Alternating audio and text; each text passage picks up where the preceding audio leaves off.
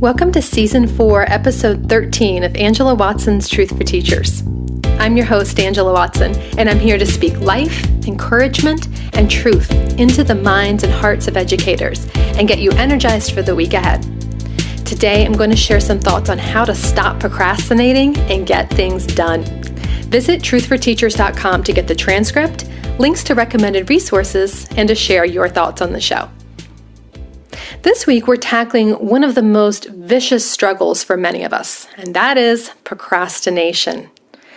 I've spent a lot of time observing what causes procrastination and what prevents it because this is such a deep and pervasive problem for me personally. It's something that I have always struggled with and will probably always struggle with. I haven't found that procrastination is something that you can conquer once and for all. Like just about all decisions that involve staying healthy and being productive, your day-by-day choices matter a lot. For most people, there will never be a day when you wake up and you don't feel pulled to be lazy, or eat junk food, or skip the workout, or leave the house a mess. These kinds of temptations are things that we'll just be faced with daily. So here are 4 things that you can do to make it easier to overcome those feelings of procrastination when they strike. These are the techniques that I use and that have helped me a lot on a day-by-day basis. First off, get clear on your vision and outcome. The first step in overcoming procrastination is to identify a goal or an outcome for your work that you care deeply about.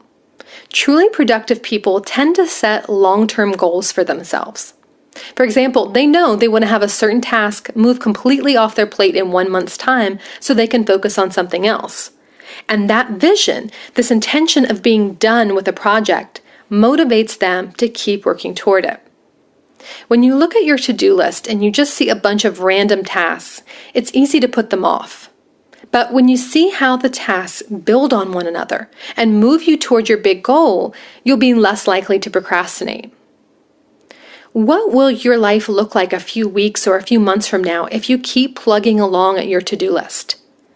If you have the right priorities and projects on there, the outcome will be something that you care about and really want to make happen. Maybe you want to streamline your lesson planning and spend less time hunting for new ideas. Maybe you want to be in the habit of exercising 3 times a week so that you feel better and you have more energy. Maybe you want to have all your files cleaned out and organized so that you spend less time digging around for things. Start scheduling part of those tasks into your to-do list. If they're big and overwhelming goals, break them down into actionable steps, which you can schedule in. When you've put things on your to-do list that move you toward your goals, and you start to see forward momentum, you'll be far less likely to procrastinate. Consider those tasks to be your main thing for each day, and try to do them first, or at least as early on in the day as you can.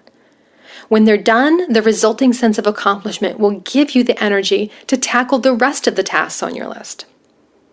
So start off by getting clear on your vision and outcome. The second key to overcoming procrastination is to differentiate between wasting time and taking time off. Wasting time unintentionally is very different from choosing to do things that are quote-unquote a waste of time because you enjoy them. You see, time you enjoy wasting is not wasted. There's nothing that I love more than just relaxing on the couch with my husband and my cat while we binge watch our favorite TV shows.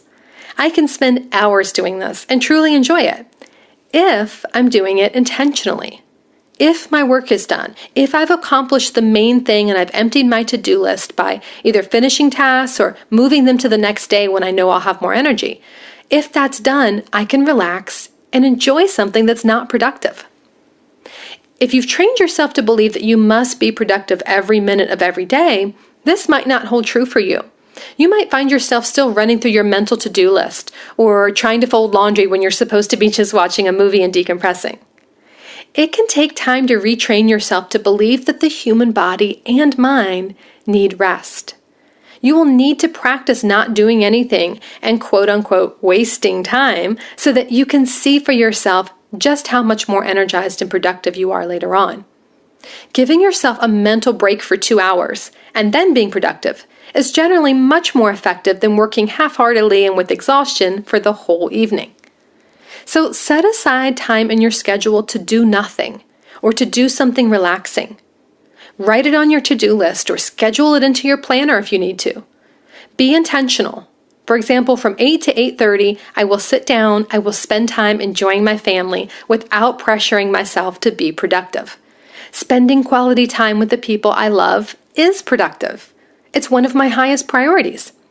I will not feel guilty about choosing to spend time on a top priority like this one instead of on a lower priority item like cleaning the house or doing paperwork. Time spent renewing my mind and body and soul is not a waste. It's essential. So be intentional, train yourself, and practice thinking that way. Planning to do nothing, actually writing it on your schedule or your to-do list, will become very freeing for you. It relieves that sense of guilt that you should be tackling your to-do list because do nothing is actually on the list.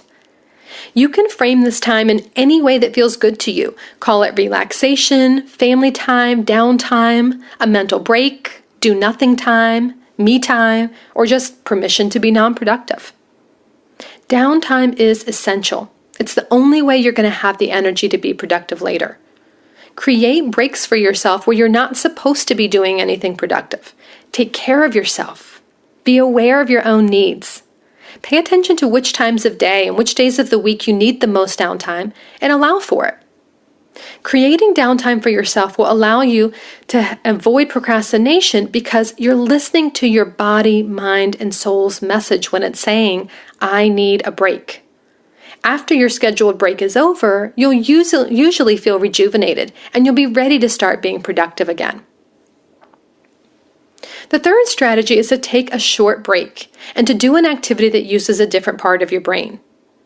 The worst thing that you can do when you need to be answering an email or planning lessons or grading papers is to procrastinate with another task that requires you to sit still, concentrate, read, and write. And yet, what's the default procrastination option for most of us? Checking social media. Reading and responding to Instagram posts does not clear your mind so that you can read and respond to work emails. Clicking through from your Facebook feed to read a lengthy article does not clear your mind so that you can read and grade student essays. It just depletes your brain power even more and makes it harder to get started on what you're supposed to be doing. It's cliched advice to take a walk instead. Everyone knows that's a better choice, but most people don't make that choice. They use TV and their phones as a distraction when they don't want to work, and they feel guilty about wasting time, but can't figure out why they aren't able to pull themselves back on track quickly, and why even a long procrastination break doesn't leave them feeling any more interested in working. Most of the work that you do on your own time as a teacher requires sitting and concentrating. So the best thing to do when you feel tempted to procrastinate is to do an activity that requires movement and no concentration. Exercise and fresh air really are best.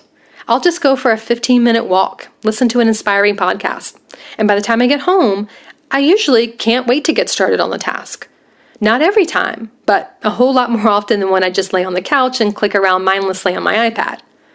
Even jobs like making dinner or cleaning, those things can function as a short break. These are active tasks that don't require much concentration and no real reading, writing, or sitting. That means they're enough to help you switch out of work mode for a while. So the fourth way is to force yourself to start and to promise that you'll only spend 15 minutes on the task. When you have a clear purpose for your work and you've given yourself permission to relax and not work at times, and you've given yourself a break from sitting and concentration, the best thing to do to overcome procrastination at that point is just to trick yourself into getting started. Promise yourself you only need to work for 15 minutes. This little mindset trick really does work because the hardest part of most tasks is just getting started. When the 15 minutes is up, you can switch and do something else. Chances are good that once you get into a state of flow, you'll want to keep working. And at that 15-minute point, the work will feel more voluntary. You'll start to see the light at the end of the tunnel. You'll see yourself making progress and coming closer to being able to cross that task off your list. You might even start to experience some elements of the task that you enjoy. But keep the promise to yourself. You truly can quit after 15 minutes and do something else. If you're using a good list-making system, you'll know what your other priorities are for the day and for the week.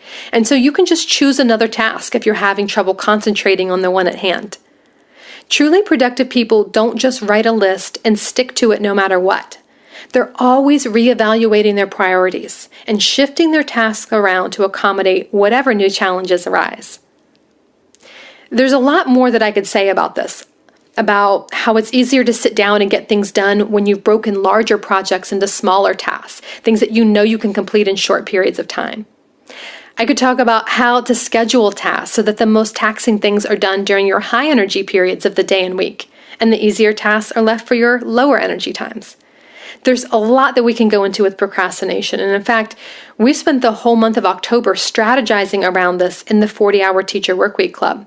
Procrastination itself was the entire focus of our work this past week. We're doing a deep dive into the 6 common causes of procrastination for teachers, and we're figuring out how to address each one. If you are not a member of the club, but you would like more support around procrastination and productivity and time management in general, I have a really cool opportunity for you.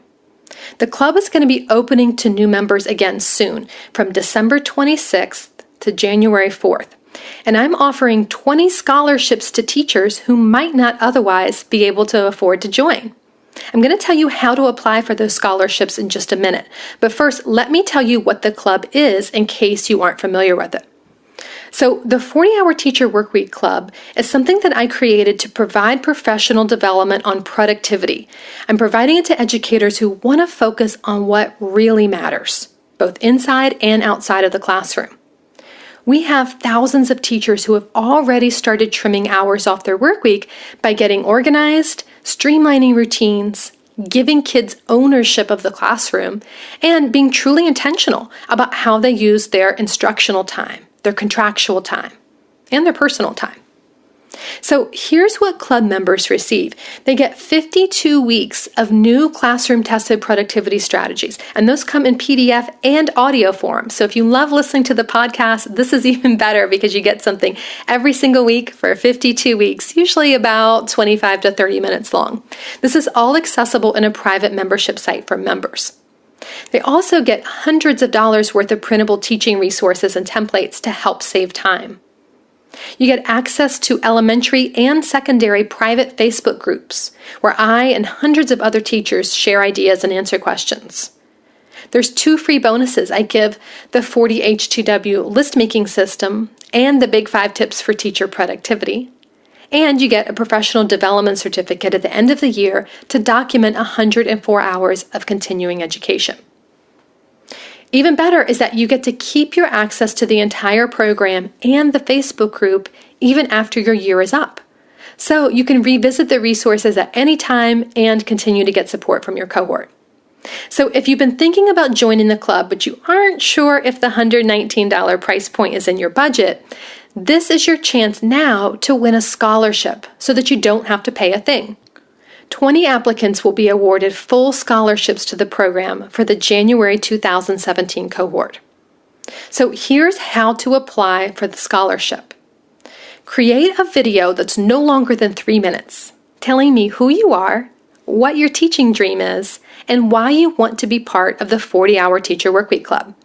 This does not have to be super professional or super formal. Just be yourself and keep it short. We'll be disqualifying any videos longer than 3 minutes.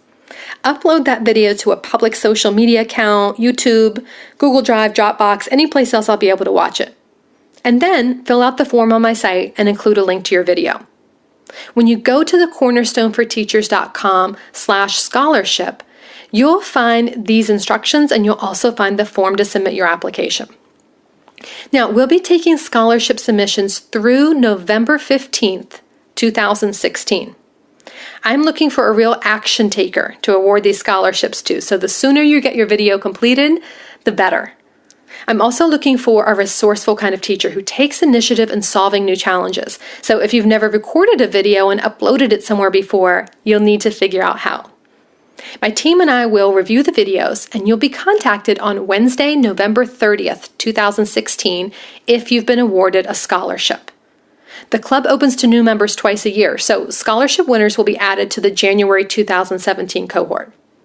Again, if you want to apply, you just go to thecornerstoneforteachers.com/scholarship.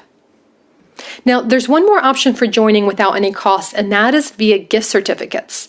You can tell your family members that you want the gift of time for the holidays and ask that they purchase the membership for you. It's a very simple process. Just share the link to thecornerstoneforteachers.com/gift, and that's where they can enter their payment information. Then, when the January cohort is open for new enrollments, my team will contact you with your login information for the membership sites. So, it's thecornerstoneforteachers.com/gift for the gift certificates and thecornerstoneforteachers.com/scholarship for the scholarships. So, if you want more tools for productivity, I really hope you'll figure out a way to join the January 2017 cohort of the 40-Hour Teacher Workweek Club. If you're already a member, please let your friends who aren't members know about this scholarship opportunity, or consider purchasing a gift certificate for them if you can.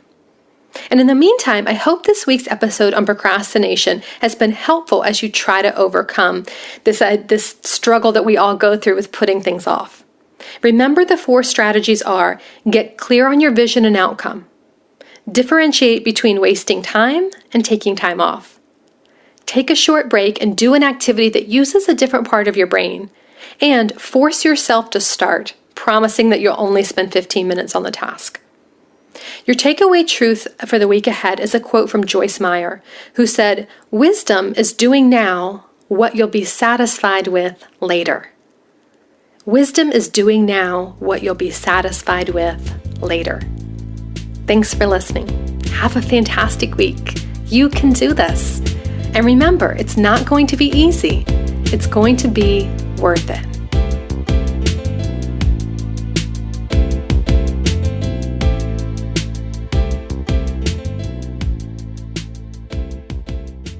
Truth for Teachers is a proud member of the Education Podcast Network. Podcasts for educators, podcasts by educators. For more great podcast recommendations, go to edupodcastnetwork.com. That's edupodcastnetwork.com.